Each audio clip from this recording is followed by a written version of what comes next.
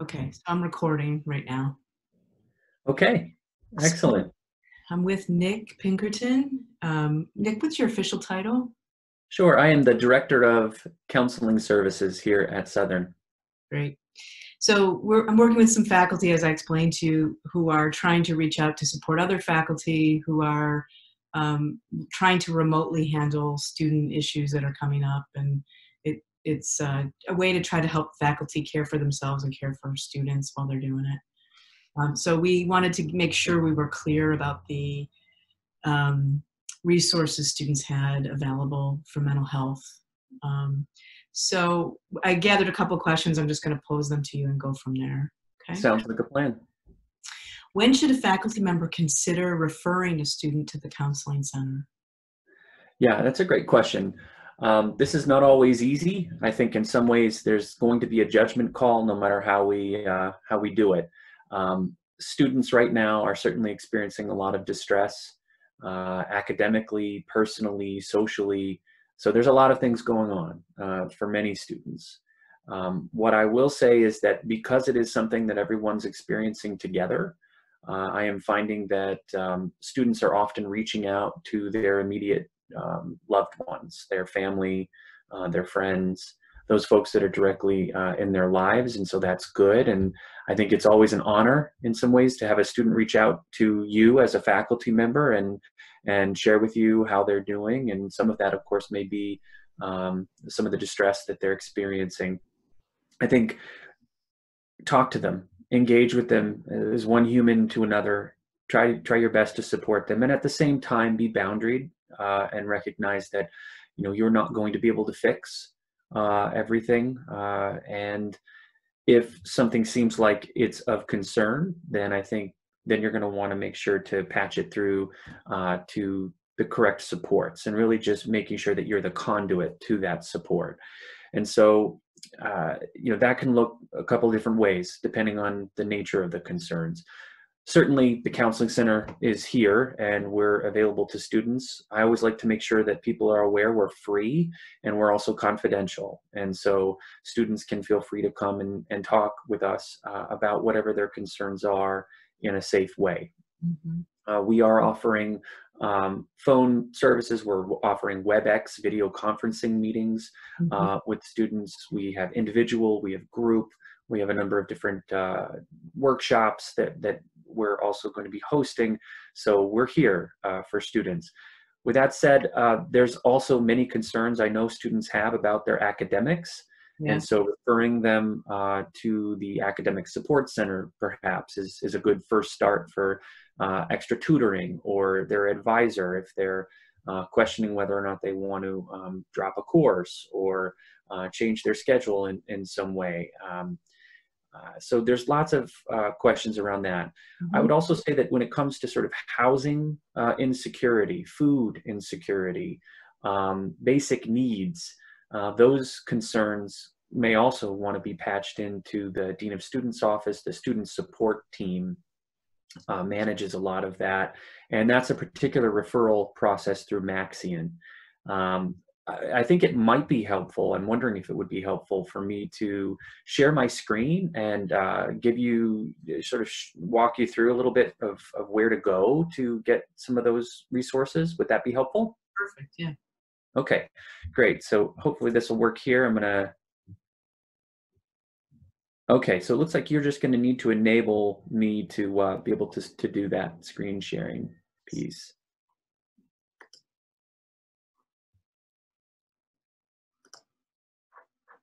I'm going to change you to the host, so because that's okay.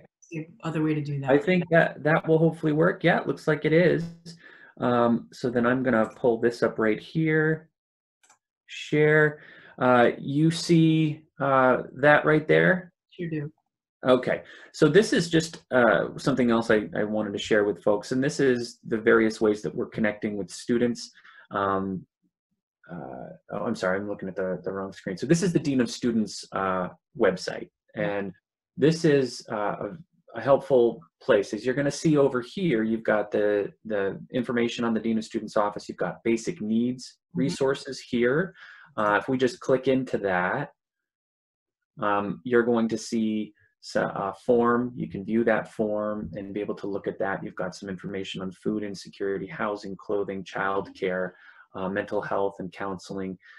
So there's a number of different bits of information there for you. Another one I want to make sure to mention to folks is the student support team. So if you click onto that, you're going to find a little bit more information. We meet on a weekly basis for students in distress. And so that happens often behind the scenes, but we are meeting and talking about how we can support students who are in distress.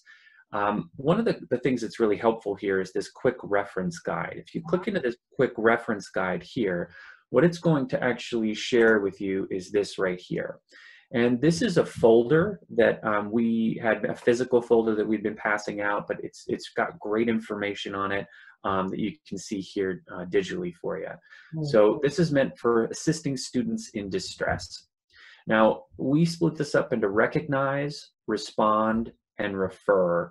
And so part of this is, of course, recognizing the signs and symptoms of maybe a student's distress. So there's academic, there's physical, there's psychological, there's safety and risk issues as well. And so you can kind of read through those and just get a sense of what is the nature of the concern that's going on. Certainly if it's safety risk, we're talking about inappropriate anger, hostility, or aggression, verbal, written, or implied reference to suicide, violence, or self-injurious behavior, observable hopelessness, worthlessness, isolation, despair, rage, acting out, suicidal ideation, or violent behavior.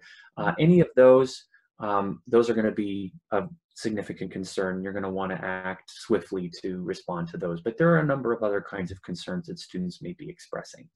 So what are some ways that we can respond? That sort of starts here, and it talks about safety first. Most of that is in reference to in person, but nonetheless it applies. Active listening, being a good listener, being proactive with the kind of resources that you're giving to students and the kind of advice or support that you're helping them with. Being concrete, being pretty direct is really important. Letting students know where to go to get the support that they need, advising them in that way. And then to consult and to document is also important. Now, when you talk about the different kinds of areas that their concerns can be, and it can be threatening, it could be just troubling, it could be disruptive, or you have sexual misconduct, and each one's going to require a bit of a different response. So I find that this is helpful when you read through this. Threatening behavior, this is behavior that's demonstrated the potential for an immediate harm to self or others. The student is clearly and imminently reckless, dangerous, threatening. That would be calling university police or making sure that the emergency personnel get connected with that student. That's an unlikely scenario, but if it did happen, it's important to know that that would be the way to respond to that. If it's troubling behavior, this is non-life-threatening behavior that is alarming or worrisome with regard to the student's behavior. The student may be showing signs of distress that are concerning and clearly negatively impacting their functioning. This may be you want to file a report to the student support team. I'll show you that and how to file that report. And that may be what you're wanting to do there is to get that report into Maxian so that the student support team can talk about this student and see what supports are available. If it's disruptive, so it's non-life threatening, but it does interfere with the educational process or the work environment. The student is having significant academic or personal issues that could use support or additional resources. You may want to direct this student to the appropriate campus resource. Again, that could be the Dean of Students Office, it could be the Counseling Center, it could be a number of different offices.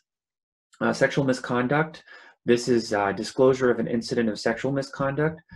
You're going to want to make sure that it's mandatory for all employees to report these disclosures of sexual misconduct to the Title IX coordinator, and it gives you some information on that. In terms of referrals, it's got a number of different referrals here. There's emergency referrals in terms of 911 or university police. They've got the Connecticut Crisis Response Line if someone were in need of a suicide hotline or immediate services there. The National Suicide Hotline is there as well. On campus, We've got these different offices here. I find this to just be a helpful list of some of the different offices we have here and resources right on campus that can assist. And then off campus, we've got a few as well. And note that the ones with stars here are fully confidential. Okay. Okay, so that's all available to you through that student support team website, the quick reference guide here. Now, if you wanted to actually make a referral to the student support team, you'd click on this making a referral button here. And it's just thinking for a moment here. There we go. Okay, making a referral. And so the online referral, and you're going to click into this student support team referral form. You click on that, and it's going to take you to some information about the student. So their name, their contact information, as much information as you have is really helpful there.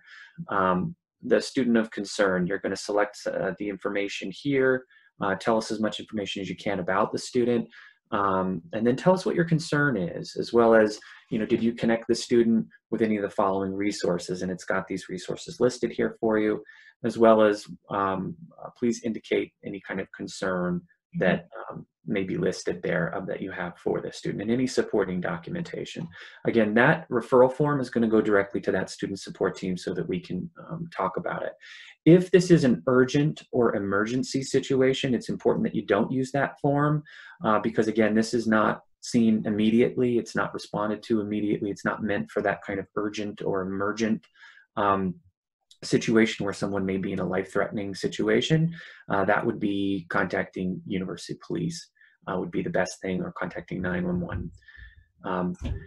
So again, those thankfully are rare circumstances. It's much more likely that what you're going to be experiencing is a student that's in a lot of distress. They're trying to figure out how they can navigate their academic situation, how they can navigate their economic situation or their personal situation. And there's many resources there. And again, I want to just show you the Counseling Center website here. This is our website. As you can see, we've got a little statement up here. This is as a result of Southern's strong preventative response to COVID-19 and deep commitment to supporting students while ensuring the health and safety of our community.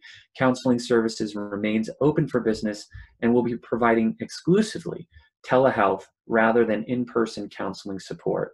Please do not come to the office on campus, and instead call 203-392-5475 to schedule an appointment. The appointments are pretty quick. We usually have a turnaround time of either the same day or within a few days. A lot of that depends on the student's schedule. And we're able to get students in pretty rapidly. And if there is ever an emergency or an urgent need for a crisis appointment, we would see them very, very rapidly, make sure that the student is supported right then and there, if at all possible. Again, if something's immediately concerned about their safety, then I think the best bet is to call 911. But if this is something that they need to talk with somebody more urgently, we have the capacity to do that. There's also some free confidential online screenings that we have available here. If you click this button, this is for maybe students who are not sure whether or not their concerns warrant individual counseling. Sometimes it can be helpful to click into that and go through that brief survey and find out, what are the recommendations that they have there for you. There's a page here on mental health emergencies. If I click into that for a second, I can show you that, emergencies, the kinds of things that you might be looking for, how to get in contact with the Counseling Center or other resources. Again, some of those same resources that you saw on that the Dean of Students referral list. And if I go back here, there's also finding referrals. So because students are home right now, and it is challenging because not every mental health agency or provider is offering telehealth. Many are, and so if you click on this referrals button, what you're going to find is we actually work collaboratively with a software program that is an online database for referrals. And this is used across the state. It's used nationally in different areas. It's pretty state of the art. And it will connect students to various different providers in their community if they're wanting to see someone more locally, which absolutely can be the case. You can select the kind of issues that you're dealing with, the kind of insurance that you have, if you have particular desires to see a particular a demographic of counselor, you can do that. It also has an indication here of whether or not they provide telehealth, and so they're trying to keep updated on that. So that's can be helpful for students as well. Now, the other things I wanted to show you is that if you're trying to refer a student to the counseling center, there's a nice feature within Navigate that I think is important for folks to know about, and that is the referral feature. If you use the referral feature, you can actually send a student to an office, and what it does is it assigns that student's case to someone within that office so that they're sure to follow up with that student. It's a nice way to both document that you have referred the student, but also to communicate that referral to that office so that they can follow up with that student. It's a nice way to do that. It's a little more of a warm handoff than just saying, hey, you should go visit this office, which is fine. You can do that too. But I would say then to follow up with the student and ask them, did you end up following up with that office? Because unfortunately, we're having, just with everything going on, a number of students can fall through the cracks if we don't do that follow-up. And this is a nice way that this can happen. So if you look up, all I did is looked up alert feature, Navigate alert feature at Southern Connecticut. I Googled it, and this came up. I think this was part of an email that was sent out as well. If you issue an alert feature on our main profile page in Navigate, please issue an alert on students if you have a specific concern and would like to refer them to the relevant office. The alert will prompt an individual from that office to take action and connect with the student directly to provide the support that they need.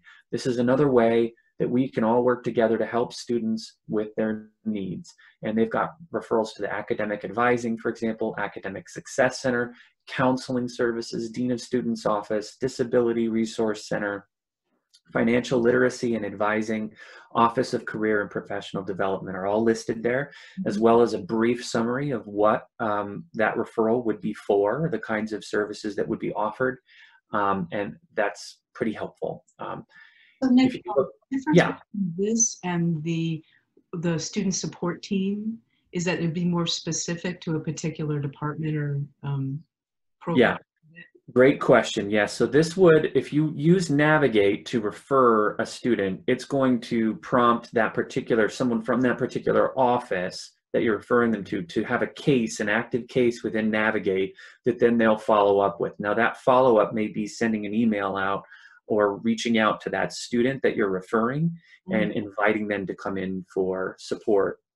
That is a little bit different. So we talked about the student support team. That's a level up, I would say, in concern. So we're talking about someone that you're wanting to make sure that they get support. You're worried about them. It's not an emergency situation. There's no life-threatening concern. But nonetheless, this is something that is quite significant. You're wanting to refer them. Got it. So this one is a general concern. Yep, and if you look on this page here for the Dean of Students Office, it actually goes through a bit more of that, because that is a really great question, something that I think people want to make sure that they know the distinction there. So this referral platform should be used for all general referrals for students who may need support. If you are assisting students in distress, and what you can do is actually just click right on this, and it will take you back to that that helpful recognize, respond, and refer page. We ask you to visit Student Support Team website. It's got a link right there, so you can just click right there and link into that as well, and complete the SST referral form, which is that referral form I showed you. All of that's right there, easily clickable, and so that's something that you can do as well. The Student Support Team addresses concerns about student behavior and personal issues, including mental health concerns, and strives to promote individual student well-being and success while maintaining overall safety for the campus community. And then if a student is immediately at risk, please call 911 or University Police. Right. One of the questions that came up when we were talking about this was sometimes faculty, when they're working with students, they end up being worried themselves about what's happening for a student. And so the question came up of, can we call and talk, literally talk to somebody? These are great resources for referring, but they don't actually help the faculty sort of kind of figure out their concern too, you know?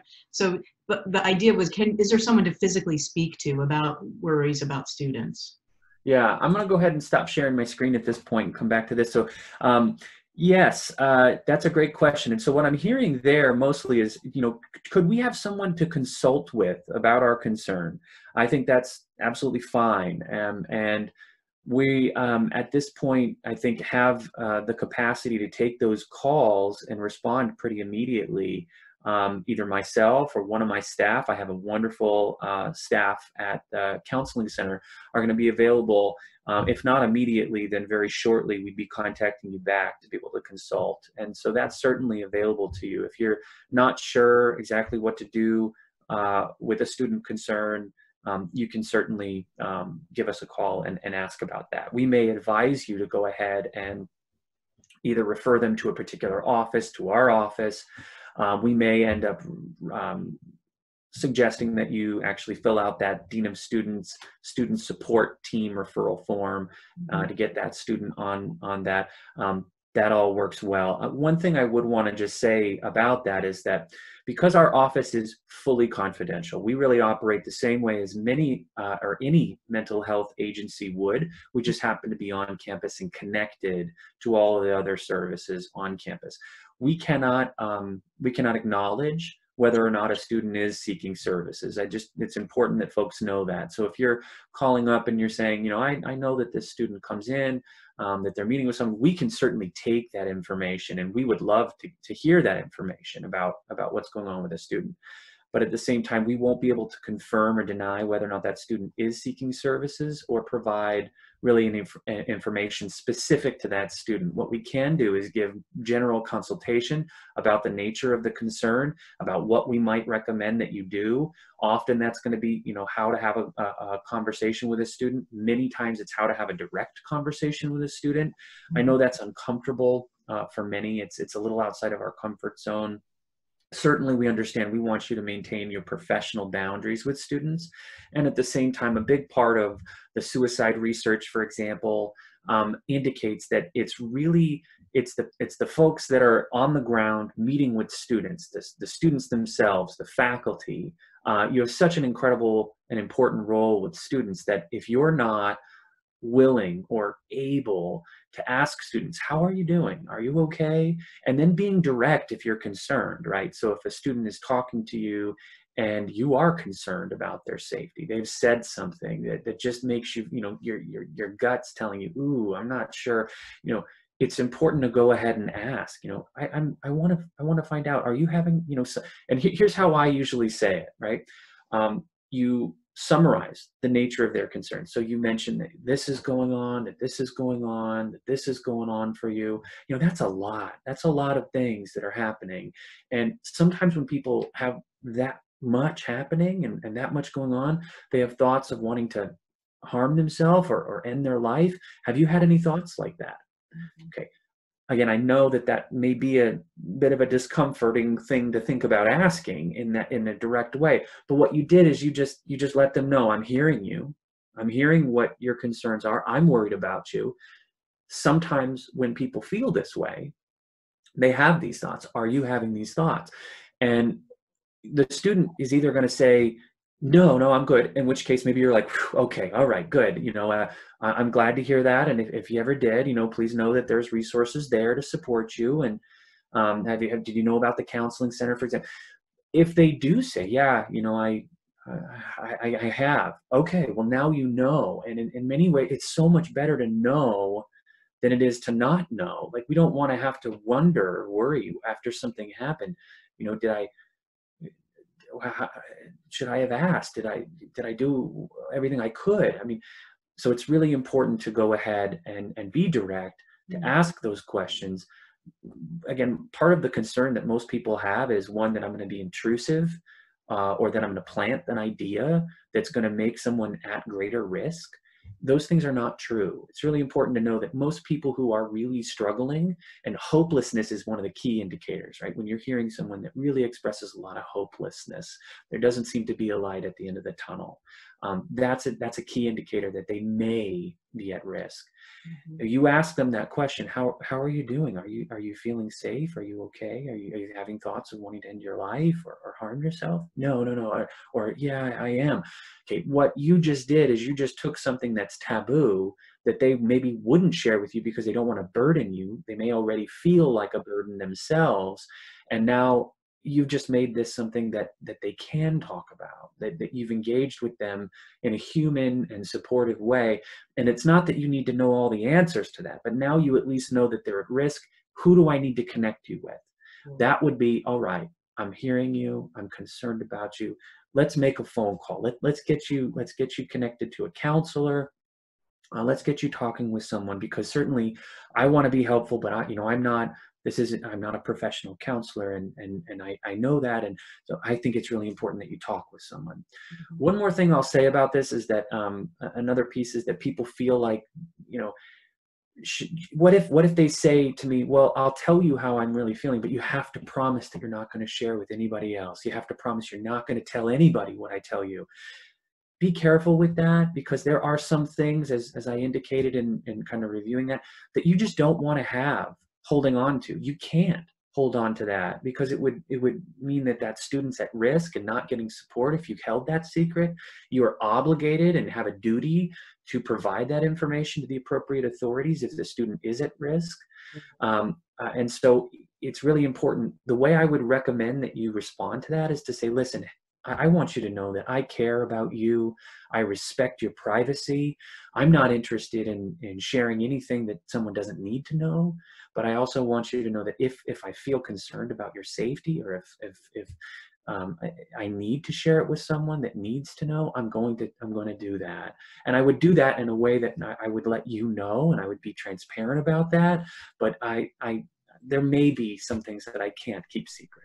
Right. I hope that doesn't prevent you from talking to me, but I just want to be honest with you about it. And I think that's fair. I think it's clear, and I think that you'll end up putting yourself in a situation where then you can respond effectively to what the student shares with you.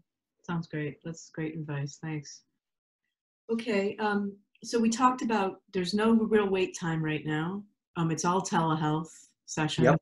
Group and individual. It's free. Are there a limited number of sessions for students? Great question. And so lots of different counseling centers across the nation operate differently here. The reality is that anxiety and depression are absolutely on the rise. And it's been a pretty big challenge for a number of counseling centers to figure out how they're going to respond to this growing need and growing interest in counseling services.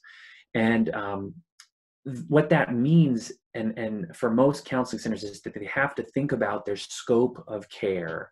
And so the scope of care is sort of, we're able to provide these kinds of services, and yet we're maybe not able to provide these other kinds of services. And in many ways, scope of care is very similar to what you'd see in a student health services center, for example. If a student comes into student health services with some physical complaints, they're maybe feeling like they're not feeling well, they get an assessment, they get a checkup, and then it's determined that, this may be something that really needs a specialist to look at. This may be something that you need longer term support for. The student health services is not going to attempt to treat that, but what they are going to do is connect that student to the resource that they need to get the treatment that they deserve and that they require. The same holds true for our office. I would say the vast majority of students are able to be treated for some period of time with us. It's pretty rare, but it can happen. Things like, if a student is experiencing eating-related concerns that really mean that it's an eating disorder, and eating disorders are highly lethal. They need to be managed by an expert team that manages not only the mental health, but also the dietary issues and also the medical complaints. So that would be something that we may refer a student off for. Same with substance use. So we see, you know, a number of students who maybe dabble in alcohol or maybe marijuana or even some other drugs. And to the extent that that's not the primary concern, or that they're not needing, let's say, detox, or they're not needing, then we can treat that. But if it rises to a particular level, then we're probably going to be supporting that student and getting the care that they need. Sure. So what I will tell you is that we don't have a particular session limit, right? We don't advertise to the students. We don't think about it in really that way, because what we find is that that feels pretty artificial to most students, right? I mean, how can I just sort of say, whatever your issue is coming in here, we have 8 sessions or to deal with it, and then that's it. Some centers do, and many centers operate that way, because they sort of, again, they have to find a way to resolve this issue. We think about it a little more organically. What is the nature of the concern? How we are all specialists in our office in really dealing with brief, goal-directed treatment. We're looking to have that student take whatever accountability they can for their own action plan. What can we do to help you start making some progress? What can we do to help you get better, with the end goal being maybe you don't need to continue with counseling. I mean, certainly anyone could benefit from counseling, arguably for any length of period, right? I mean, who couldn't benefit from meeting with a really caring, supportive, thoughtful person to help you reflect and set some goals in your life? But part of what we're really doing in our office is thinking, how can we help you get back to functioning as independently as possible? And so that's really what we do. We specialize in that. And we help many, many students figure out and clarify, what are their goals? What do they need to accomplish? And how can they begin to start taking real steps to get there? So no session limits, but we do think of ourselves as brief. I would say the national average for sessions at counseling centers across, in college is about 6 sessions. We're right about there as well in the national average, but think about maybe a semester's worth of work on average is what we're able to generally provide before we start thinking about maybe we need to help the student get to longer term care in the community, or more specialized care to help them if that's not going to be enough. Great. Sounds great. Okay, I think the last question we have is, what do you think in the past, in your experience, what kinds of things have people misunderstood about counseling services or about the kind of supports there are for students? Okay, great question. Wow, okay. The first thing that's coming to my mind is certainly stigma. I think that some misunderstanding has always existed about what it means to seek counseling, and that it's, if you have a mental health concern, that's something that it's not just mental health, it's mental illness. And I think that isn't always clearly understood. I think the good news is that today, with our young people in college, I think there's a decrease in stigma around seeking mental health, around talking about personal issues. And so that's good. I think we're thinking about it much more in terms of mental health. We all have mental health, good, bad. We're all working on that as part of our overall well-being. Mental illness is something a bit more significant, right? We're talking about a significant impairment in your functioning. And so not everyone who has mental health concerns necessarily has a mental illness. And so thinking about it in that way, I think, helps us to continue to kind of destigmatize what it means to reach out for help. I will tell you that I think it takes a lot of courage to come in and talk to somebody about something that's deeply personal, about something that's challenging. It can be incredibly helpful to have that kind of support, to improve your insight, to improve your assertiveness, to know what it is you want and need, and be able to start moving towards that. So that would be the first thing, is just continuing to work on decreasing stigma. But I think coupled with that, another thing that I would say is that I don't necessarily think or want others to think that counseling, professional counseling with a licensed clinician, should be the first answer to every piece of human distress, right? Distress is just it's a part of life, and we are all going to deal with a certain degree of adversity and challenge. And so it's really important that to the extent that we can have a strong support network with our family or with our friends, with our community, and I think that's something that we're striving to do so much here at Southern, is to create that community of care, that goes so far to helping students feel that maybe they don't ever need counseling, right? Who can, and I think we're seeing a lot of this with COVID, and that as distressing and as challenging as it is, the fact that so many people we're all going through this together, that many people are right now are relying on their direct family members, their friends, their loved ones, those people that are in that circle of care and community. And I think what we're trying to constantly do is think about how we can continue to nurture that here on campus. And I think for our faculty, I think you have such an important role to play there. That preventative piece can be really, really important.